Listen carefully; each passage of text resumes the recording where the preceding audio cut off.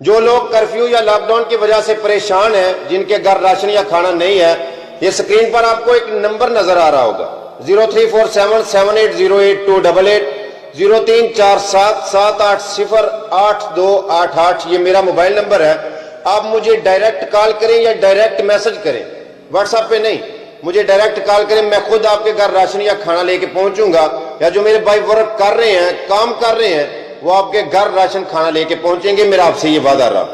اور دوسرا وعدہ آپ سے یہ کرتا ہوں کہ کسی کی بھی مدد کرتے وقت ویڈیو نہیں بنائی جائے گی۔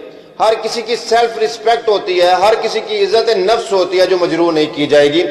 مجھے اپنا ہمدرد سمجھ کے، چھوٹا بھائی سمجھ کے، بیٹا سمجھ کے، اپنا خادم سمجھ کے مجھے آپ حکم کریں، میں انشاءاللہ آپ کے گھر تک پہنچوں گا۔ اور میں جو میرے دوست، میرے چاہنے والے مجھے کال کر رہے ہیں حال چال پوچھنے کے لیے، میں آپ سب سے کہتا ہوں میں بالکل ٹھیک ٹھاک ہوں۔ پلیز کچھ دن کے لیے کال مت کریں۔ جو لوگ مستحق ہیں، جو ضرورت مند ہیں، اگر وہ کال کر رہے ہوں گے، آپ بھی کال کر رہے ہوں گے، نمبر بزی جائے گا، یہ اچھی بات نہیں ہے۔ کچھ دن کے لیے رک جائیے، مجھے خدا نے عوام الناس کا لوگوں کی خدمت کا موقع دیا، مجھے لوگوں کی خدمت کرنے دیجئے۔ بڑی تقریریں ہو گئی، بڑی اسپیچ، بڑے لیکچر ہو گئے، اب خدا نے خدمت کا موقع دیا۔ 2005 میں جب زلزلہ آیا تھا، منسیرہ، بالاکوٹ اور مظفر آباد والی سائڈ پہ بہت زیادہ نقصان ہوا تھا۔ پورے پنجاب سے بلکہ پورے پاکستان سے لوگوں نے بہت زیادہ بستر بھیجے، اناج غلہ بھیجا، لوگوں کے لیے راشن بھیجا۔ مجھے آج بھی اچھی طرح یاد ہے کہ ہمارے سیالکوٹ سے کئی ٹرک میں نے اپنی آنکھوں سے مدد کے لیے وہاں جاتے دیکھے تھے۔ پوری قوم پر اس وقت بہت مشکل وقت، بڑی مشکل گھڑی آن پہنچی ہے۔ میں آپ سب سے یہ ریکویسٹ کرتا ہوں کہ اپنے پڑوس میں، اپنے محلے میں، اپنے ارد گرد دیکھیے کہ کون ضرورت مند ہے۔ کتنے لوگ ایسے ہیں کہ جو دیہڑی لگاتے تھے تو شام کو ان کا چولہا جلتا تھا، اور وہ لوگ آپ کی مدد کے مستحق ہیں، منتظر ہیں۔ میں جتنے بھی مخیر حضرات ہیں جن کو خدا نے اتنا دیا ہے، ان سب سے یہ ریکویسٹ کرتا ہوں کہ میرے ساتھ رابطہ کریں۔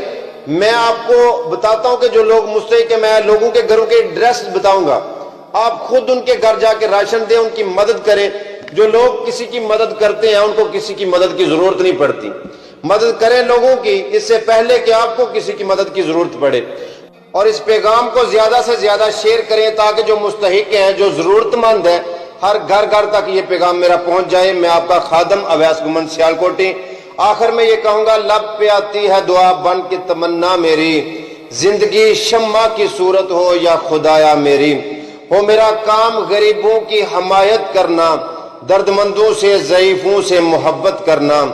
یا رب دل مسلم کو وہ زندہ تمنا دے جو روح کو تڑپا دے، جو قلب کو گرما دے، پھر وادی فارا کے ہر ذرے کو چمکا دے، جو کچھ دیکھا میں نے اوروں کو بھی دکھلا دے۔ یا رب دل مسلم کو وہ زندہ تمنا دے جو روح کو تڑپا دے، جو قلب کو گرما دے۔